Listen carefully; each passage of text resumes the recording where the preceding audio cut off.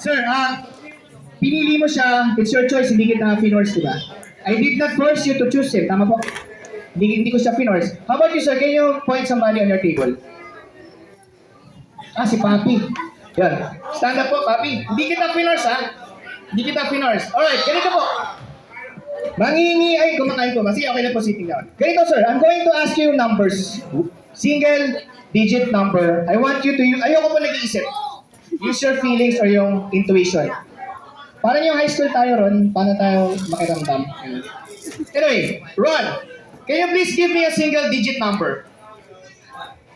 Number 1. Sige, number 1 from any particular reason why you chose number 1? Or is it just a random thought for today?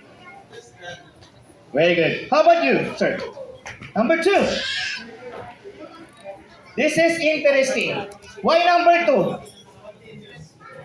Wow. How about Papi? What number? One single digit number. Number 5. Number 5. Can I ask you, Papi, why did you choose number 5? Any particular reason? Random thought. Random thought. Random lang.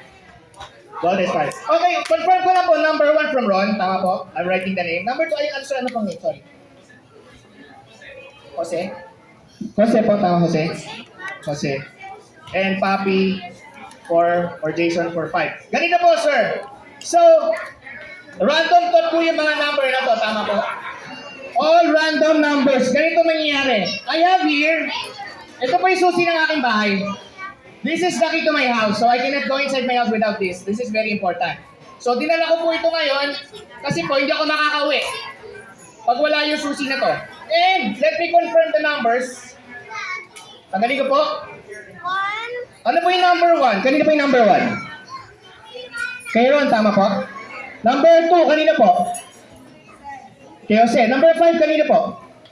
Guys, marami po akong susi sa bahay. I have a lot of key. Cabinet ko, sa back door, sa CR, they have labels. May mga label po siya. And it's amazing. Sabi ko, it's very interesting. Bakit? Yung label po ng susi ko is 1, 2, 5. Yung number na generator. Paki-confirm nga po kung 1, 2, 5. 1, 2, 5.